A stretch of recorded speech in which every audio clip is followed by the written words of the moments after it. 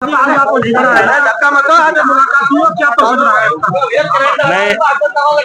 अभी आज मैं शोभा रानी जी के परिवार में आया, उनके बच्चे से, उनके पति से मिला। बहुत ही दुखद घटना है। मैं दूसरी बार अलीगढ़ आ रहा हूँ। पहले खैर के एक हमारे शिक्षा मित्र जिनका देहांत हुआ था, भूरे खां जी का, उनके यहाँ आया था। तो उस समय हमारे लोगों ने मुझे जानकारी नहीं दी। मुझे में जानकारी मिली कि एक घटना बीएलओ की और हो गई है, जो यहाँ की प्रधानाचार्य थी, उनका स्वर्गवास हो गया था। आज देखिए उनके पिताजी भी आज मेरे बगल में खड़े हैं। निश्चित तौर से बहुत ही दुखद घटना है ये, और मैं इसकी निंदा करता हूँ, भर्त्सना करता हूँ। और अभी तक इनको कोई सरकारी सहयोग नहीं मिला, न इनको नौकरी का कोई आश्वासन मिला है और न कोई इनको आर्थिक सहयोग मिला है।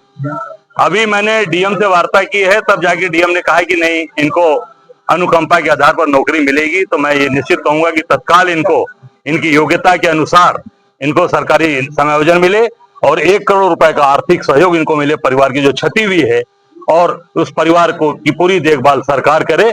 मैं सरकार से मांग करता हूँ। एफआईआर को लेकर क्या कहेंगे? मैं निश्चित तौर से, मंत्री खुद कह रहे हैं कि कांग्रेस सरकार में 3 बार एफआईआर हुआ और वो विरोध कर रहे हैं। नहीं, एसआईआर हुआ तो हमारे समय कितने कोई बीएलओ मरा?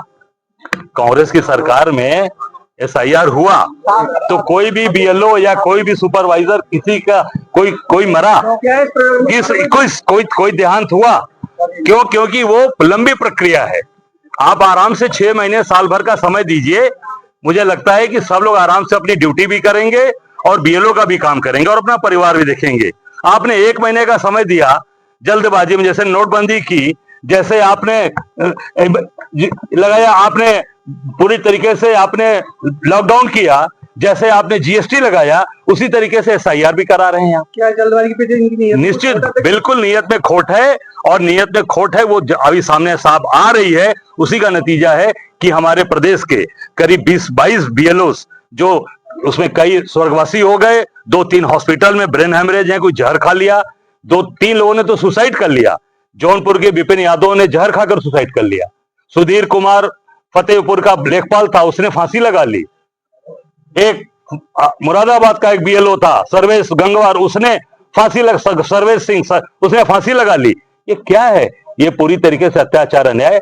एसआईआर हुआ है तो उसकी समय सीमा सालों हुआ है, लंबे समय तक हुआ है। आज जल्दबाजी में कराया जा रहा है, इससे साबित हो रहा है कि सरकार पूरी तरीके से इसमें घपलेबाजी कराना चाहती है, गड़बड़ कराना चाहती है। अच्छा, अखिलेश यादव ने कोल्ड ड्रिंक सिरप को लेकर के सवाल उठाया है। उन्होंने कहा बुलडोजर अन्य लोगों पर चल रहा है। नहीं, पूरी तरीके से मैं कहूंगा कि ये जो कफ सिरप का मामला है, ये सब बहुत ही गंभीर मामला है। और ये मामला कहाँ का है?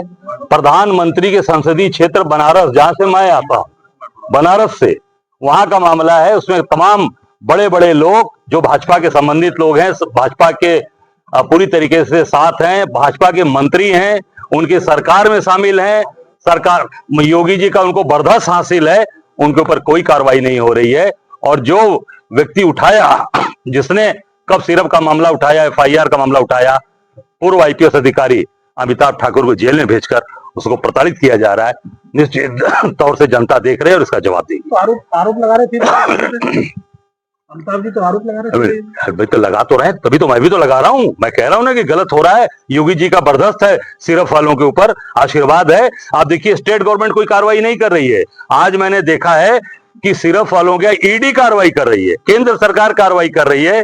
वो भी साबित हो रहा है कि जो अमित शाह और मोदी का, जो अमित शाह और योगी का चल रहा है, उसके तहत आज ईडी भी कार्रवाई कर रही है। बुलडोजर की मांग कर रहे हैं, बुलडोजर की जो मांग की जा रही है, क्या नहीं, पूरी तरीके से साबित हो रहा है कि योगी जी उनको बचा रहे हैं, योगी जी उनके साथ खड़े, उनकी रक्षा में दिखाई दे रहे हैं, और ईडी केंद्र की सरकार के द्वारा कार्रवाई कर रही है, इसे साबित हो रहा है। 15 दिन जो बढ़ाए हैं एसआईआर में, नहीं, इसको और समय देना चाहिए, कम से कम 3 से 4 महीने का समय देना चाहिए।